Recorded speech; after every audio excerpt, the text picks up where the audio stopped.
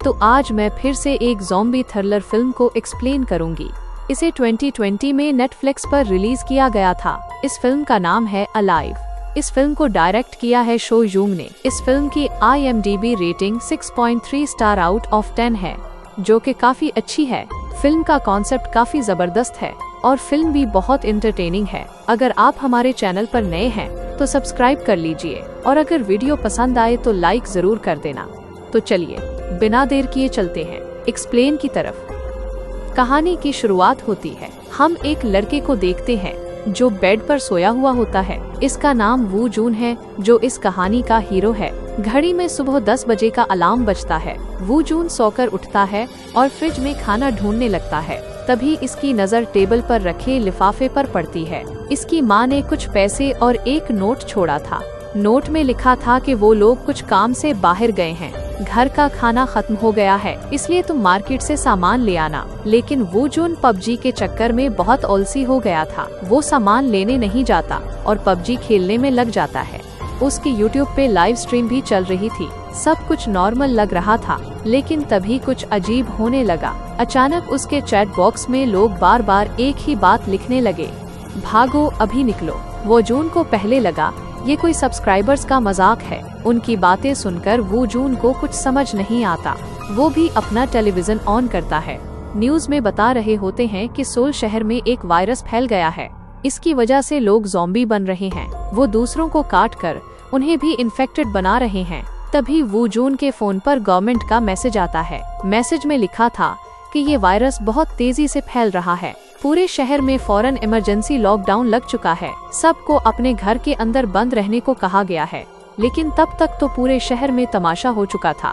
वो जून जब खिड़की से बाहर देखता है तो लोग इधर उधर भाग रहे होते हैं। कुछ ज़ॉम्बी उनका पीछा करके उन्हें काटने लगे हैं। वहाँ एक माँ अपनी बेटी के पास जा रही होती है। जैसे ही माँ अपनी बेटी को गले लगाती है तो बेटी माँ को काटने लगती है।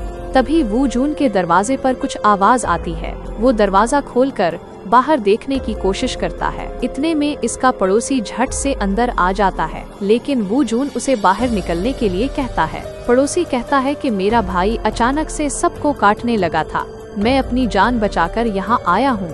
लेकिन वो जून को उससे कोई फर्क नहीं पड़ता। वो इसे बाहर निकालने लगता है। पड़ोसी कहता है कि मुझे बाथरूम जाना है। वो जून उसे बाथरूम जाने देता है। तभी टेलीविजन में ब्रेकिंग न्यूज दिखाई जाती है। बताया जाता है कि जिन लोगों को ज़ॉम्बी काट रहे हैं वो कुछ मिनट ठीक रहते हैं, लेकिन जल्द ही उनका बिहेवियर गुस्से वाला हो जाता है और उनकी आंखों से खून आने लगता है। वो जल्दी ही ज़ॉम्बी बन जाते हैं। वो दूसरों को काट कर उन्हें भी इन्फेक्टेड बनाना चाहते हैं, इसलिए आप उनसे बच कर रहें और किसी के पास न जाएं। ये सुनकर वो जून जल्दी से चाकू निकाल लेता है। पड़ोसी बाथरूम से बाहर आता है तो वो जून इसे चाकू दिखाता है। वो कहता है कि पहली फुर्सत में यहाँ से निकल जाओ। लेकिन तभी पड़ोसी में ज़ॉम्बी की निशानियाँ आने लगती हैं। वो जून को मारने के लिए उसकी तरफ बढ़ता है, लेकिन वो जून उसे पूरी ताकत से बाहर निकालकर दरवाजा बंद कर देता है। कुछ वक्त बाद वो जून दरवाजे के आगे फ्रिज लगा देता है। वो अपने माँ बाप को कॉल करने की कोशिश करता है, लेकिन उनसे राब्ता नहीं हो पाता। तभी फोन में उसकी माँ का मैसेज आता है। इसमें लिखा था कि हम सब सेफ हैं, क्या तुम भी सेफ हो? हम अभी घर नहीं आ सकते, इसलिए तुम महफूज रहना, किसी को भी घर के अंदर नहीं आने देना। टेलीविजन में बताई गई सभी बातों को मानना, कुछ भी करके बस जिंदा रहना। टेलीविजन में बताया जाता है कि लॉकडाउन कई दिन तक रहेगा। सबको कम से कम 60 दिन के खाने का इंतजाम करना होगा। ये सुनकर वो जून अपना सारा खाना एक टेबल पर रखता है। वो खाना ज्यादा से ज्यादा सिर्फ 9 दिन तक चलेगा। ये देखकर वो जून बहुत दुखी हो जाता है। वो कहता है कि काश मैंने माँ की बात मान ली होती। अगर मैं राशन ले आता तो मुझे ये दिन देखना नहीं पड़ता। खाने की कमी देखकर वो इस रात भूखा ही सोता है। दूसरे दिन वो जून देखता है कि लोग सोशल मीडिया पर मदद मांग रहे हैं। वो भी एक कागज में अपना एड्रेस लिखकर फोटो खींचता है। वो उसे #StayAlive लिखकर इंस्टाग्राम पर पोस्ट कर देता है। कुछ देर बाद वो अपने फोन को ड्रोन के साथ बांध देता है। वो जिंदा इंसानों को ढूंढने के लिए ड्रोन उड़ाता है, लेकिन उसे बाहर कोई जिंदा इंसान नहीं दिखता। हर जगह सिर्फ ज़ॉम्बी ही दिखाई देते हैं। इतने में ड्रोन की बैटरी डाउन होने लगती है। वो वापस आकर गेम खेलने लगता है, लेकिन इंटरनेट भी चला जाता है। वो दुखी होकर सोने चला जाता है। रात को उसे कुछ आवाज सुनाई देती है। वो उठकर देखता है तो बाहर एक लेडी पुलिस के पीछे ज़ॉम्बी पड़े हैं। लेडी पुलिस उनसे बचने के लिए भाग रही है। वो ज़ॉम्बी पर गोली भी चला रही है, लेकिन गोलियां खत्म हो जाती हैं। वो पिस्तौल में गोलियां डाल ही रही होती है कि सब ज़ॉम्बी इस पर हमला कर देते हैं। इसकी पिस्तौल भी वहीं पर छूट जाती है। सब भूखे प्यासे ज़ॉम्बी इस पुलिस पर टूट पड़ते हैं। ये देखकर वू जून घबरा जाता है। वो चलाकर कहता है कि उसे छोड़ दो। ये सुनकर सब ज़ॉम्बी इसकी तरफ देखने लगते हैं। फिर वो वू जून को इग्नोर करके अपना डिनर करने लगते हैं। तभी वू जून की चीख सुनकर एक ज़ॉम्बी दरवाजे पर आता है। वो उसे खाने के लिए अंदर आने की कोशिश करता है। रास्ते में फ्रिज होने की वजह से वो अंदर नहीं आ पा रहा। वू जून भी फ्रिज पर जोर लगाकर उसे रोकता है, लेकिन ज़ॉम्बी के अंदर बहुत ज्यादा ताकत होती है। वो इसे रोक नहीं पाता और ज़ॉम्बी अंदर आ जाता है। वू जून अपने दिमाग का इस्तेमाल करता है। वो जल्दी से भागकर बालकनी में लटक जाता है। जब ज़ॉम्बी बालकनी की तरफ आता है तो वो नीचे गिर जाता है। इसके बाद वू जून देखता है कि फ्रिज गिरने से खाना बर्बाद हो गया है। वो इस रात भी भूखा ही सोता है। अब 7वां दिन दिखाया जाता है। वू जून को बहुत ज्यादा भूख लगी होती है। वो कुछ स्नैक्स और अपने बाप का कलेक्शन निकालता है।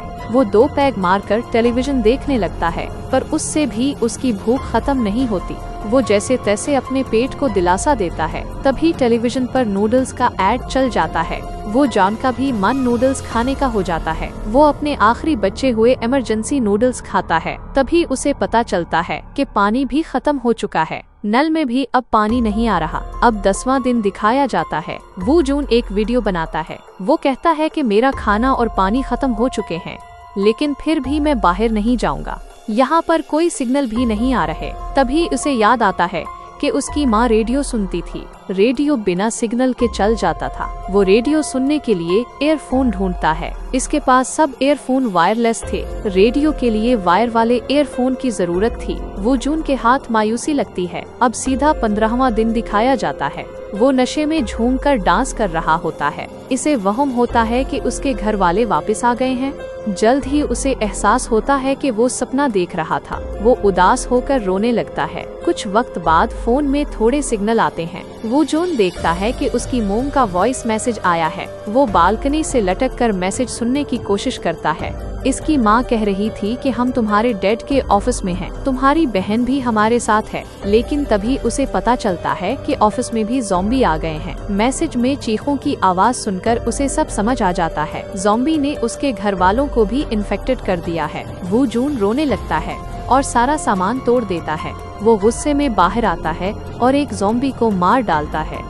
इसके अंदर बहुत जोश आ जाता है। वो दूसरे ज़ॉम्बी को मारने के लिए आगे बढ़ता है, लेकिन जब वो एक बड़ा ग्रुप देखता है तो डर जाता है। वो जैसे तैसे जान बचाकर कमरे में वापस आता है। कमरे में बंद हुए अब 20 दिन हो जाते हैं। वो देखता है कि आर्मी वाले धमाके कर रहे हैं। वो जून के पास अब खाने को कुछ नहीं बचा। बाहर गया तो ज़ॉम्बी मार देंगे और अंदर रहा तो भूख मार देगी। उसने एक तीसरा रास्ता निकाल लिया है। वो फांसी लगाकर मरने का फैसला करता है। वो अभी लटकने ही वाला होता है कि सामने से कोई लेजर लाइट मारता है। कोई उसे ऐसा ना करने का इशारा दे रहा था। वो जून बड़ी कोशिश करके नीचे गिरता है। वो देखता है कि सामने वाले फ्लैट में एक लड़की उसे देख रही है। वो इशारे से उसे खुदकुशी करने से मना करती है। वो कहती है कि हम कल सुबह बात करेंगे। रात में ज़ॉम्बी का खतरा बहुत ज्यादा था। वो जून उसकी बात मानकर सो जाता है। उसे अब जिंदा रहने की एक उम्मीद मिल गई थी। वो लड़की हमारे हीरो की तरह डरपोक नहीं थी। उसने ज़ॉम्बी से बचने के लिए कई जुगाड़ लगाए थे। उसके पास जीने के लिए थोड़ा खाना और पानी भी था। अगले दिन वो जून बालकनी में आता है। वो मोबाइल पर अपना नाम लिखकर उसे दिखाता है। लड़की भी अपना नाम बताती है कि वो बिनयू किम है। तभी एक ज़ॉम्बी लड़की के घर में घुसने की कोशिश करता है। तभी वो ज़ॉम्बी बिनयू किम के लगाए ट्रैप में फंस जाता है और बिनयू किम बहुत बहादुर थी। वो अपनी कुल्हाड़ी से ज़ॉम्बी को मार देती हैं। फिर वहाँ बारिश हो जाती है। वो दोनों बर्तन बाहर रखकर पानी भरने लगते हैं। अगले दिन वो दोनों फिर से मिलते हैं। वो जून को वो लड़की पहली नजर में पसंद आ जाती है, लेकिन भूख की वजह से वो बहुत कमजोर हो चुका था। लड़की उसे खाना देने के लिए रस्सी से बाल फेंकती है। बाल नीचे गिर जाता है और वू जून तक नहीं पहुंचता। वो अपने ड्रोन के जरिए रस्सी को लड़की तक पहुंचाता है। लड़की उसे रस्सी से कुछ खाना और पानी भेजती है। वू जून खाने पर टूट पड़ता है। लड़की ने नोट में लिखा था कि आहिस्ता आहिस्ता खाओ। अब वू जून जैसे ही खाना शुरू करता है, तभी एक infected fire fighter Bin Yu Kim के अपार्टमेंट से लटकी रस्सी को पकड़ लेता है। इस रस्सी को लड़की ने एक टेबल से बांधा था। इन्फेक्टेड फायर फाइटर रस्सी को खींचता है। टेबल उससे टकरा जाती है। वो नीचे गिरकर बेहोश हो जाती है। अब ज़ॉम्बी बिन यू किम के अपार्टमेंट में चढ़ने लगता है। वू जून उसे डिस्ट्रैक्ट करने की कोशिश करता है। इसका पहला आइडिया काम नहीं करता। फिर वो अपने ड्रोन से उसे डिस्ट्रैक्ट करता है। तभी इसके अपने दरवाजे पर भी इन्फेक्टेड आदमी आ जाते हैं। वो अपने ड्रोन पर फोकस नहीं कर पाता। ज़ॉम्बी ड्रोन को पकड़कर तोड़ देता है। वो लड़की के अपार्टमेंट में पहुंचने वाला था। बिन यू किम होश में आकर उसका हाथ काट देती है। वो नीचे गिरकर मारा जाता है और उसकी जान बच जाती है। अब दोनों के पास खाने का सामान खत्म हो गया था। वो जून दूसरे अपार्टमेंट में जाने का फैसला करता है। वो अब हर हाल में जीना चाहता था। वो ज़ॉम्बी से बचते हुए एक अपार्टमेंट में पहुंचता है। वहां फ्रिज में उसे खाने का कुछ सामान मिल जाता है। इसे वहां से 2 वाकी टाकी भी मिलते हैं। तभी वहां पर एक इन्फेक्टेड आदमी आ जाता है। वो वू जून पर अटैक कर देता है। वो किसी तरह से वहां से निकलकर अपने अपार्टमेंट पहुंच जाता है। उसने कई दिनों से कुछ नहीं खाया था। सबसे पहले वो अपना पेट भरता है। फिर वो बिन यू किम के लिए भी खाना और वाकी टाकी भेजता है। वो दोनों वाकी टाकी पर बात करने लगते हैं। तभी उन्हें बाहर कुछ हलचल महसूस होती है। उन्हें लगता है कि बाहर बारिश हो रही है। वो जून चेक करने के लिए बाहर जाता है। इसे पता चलता है कि वो ज़ॉम्बीज की हलचल है। ज़ॉम्बीज अब पूरी बिल्डिंग में आते जा रहे थे। ये देखकर दोनों बहुत डर जाते हैं। तभी गलती से लड़की सामान गिरा देती है। आवाज सुनकर इन्फेक्टेड लोग इसके अपार्टमेंट की तरफ जाने लगते हैं। वो जून को एक आइडिया आता है। वो पास वाले अपार्टमेंट के नंबर पर कॉल कर देता है। आवाज सुनकर इन्फेक्टेड लोग दूसरी तरफ चले जाते हैं। इस तरह वो लड़की की जान बचा लेता है। इसके बाद वो 8वें फ्लोर पर जाने का प्लान बनाते हैं।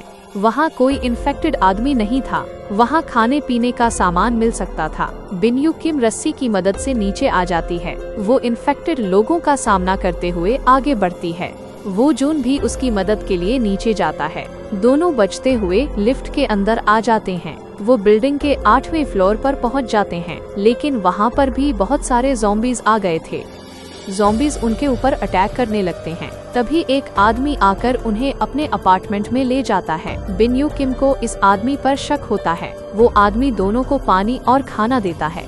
दोनों भूख की वजह से खाना खाने लगते हैं। आदमी बताता है कि रेस्क्यू टीम आने वाली है। ये सुनकर दोनों बहुत खुश हो जाते हैं। तभी अचानक दोनों बेहोश होने लगते हैं। आदमी ने खाने में कुछ मिलाया था। वो आदमी वू जून के हाथ बांध देता है। वो बिन यू किम को एक कमरे में बंद कर देता है। वहाँ एक इन्फेक्टेड लेडी थी जो उसकी बीवी थी। आदमी उन्हें अपनी बीवी को खिलाना चाहता था। वो अपनी बीवी का पट्टा खोल देता है। वो लड़की के ऊपर अटैक करने लगती है। वो जून को होश आ जाता है। वो लड़की को बचाने के लिए उस शख्स को पकड़ लेता है। आदमी उसे खाना लेकर जाने का लालच देता है। वो अपनी बीवी से बहुत प्यार करता था। वो जून के हाथ से पटा छूट जाता है। कमरे के अंदर से आवाज आना बंद हो जाती है। आदमी चेक करने के लिए दरवाजा खोलता है। उसकी बीवी उस पर चढ़ जाती है और उसे खाने लगती है। वो आदमी खुद को अपनी बीवी के हवाले कर देता है। बिन यू किम बंदूक उठाकर उन दोनों को शूट कर देती है। गोली की आवाज से इन्फेक्टेड लोग वहां आने लगते हैं। लड़की को लगता है कि वो अब इन्फेक्ट हो जाएगी। वो वू जून को पिस्तौल देकर उसे शूट करने को कहती है। वो ज़ॉम्बी बनकर जीना नहीं चाहती थी। वू जून ऐसा करने को तैयार नहीं था। दोनों की आंखों में आंसू आ जाते हैं। तभी हेलीकॉप्टर के आने की आवाज आती है। खिड़की से हेलीकॉप्टर देखकर वो खुश हो जाते हैं। उन्हें बचने की एक उम्मीद मिल जाती है। वो बिल्डिंग की छत पर जाने के लिए निकलते हैं। इनके पीछे सभी इन्फेक्टेड लोग आने लगते हैं। लड़की इनके बीच में फंस जाती है। वो जून उसे वहाँ से बाहर निकालता है। वो उसे छत पर जाकर सिग्नल देने को बोलता है। बिन यू किम को छत पर कोई हेलीकॉप्टर नहीं मिलता। थोड़ी देर में वो जून भी छत पर आ जाता है। वो छत का दरवाजा लॉक कर देता है। वहाँ कोई हेलीकॉप्टर ना देखकर वो परेशान हो जाता है। उनकी आखिरी उम्मीद भी टूटने लगती है। ज़ॉम्बीज दरवाजा तोड़कर छत पर आने लगते हैं। वो जून अपनी पिस्तौल से उनको शूट करने लगता है। इसकी सभी गोलियां खत्म हो जाती हैं। तभी वहाँ पर रेस्क्यू टीम आ जाती है। टीम इन्फेक्टेड लोगों पर फायरिंग करती है। वो दोनों हेलीकॉप्टर में चढ़ जाते हैं। रेस्क्यू टीम उन्हें वहाँ से बाहर ले जाती है। उनके फोन में नेटवर्क आ जाता है। दोस्तों के मैसेज आने लगते हैं। वो जून अपनी फैमिली को याद करके उदास हो जाता है। उन्हें सोशल मीडिया की पोस्ट की मदद से बचाया गया और ये मूवी यहीं पर खत्म हो जाती है।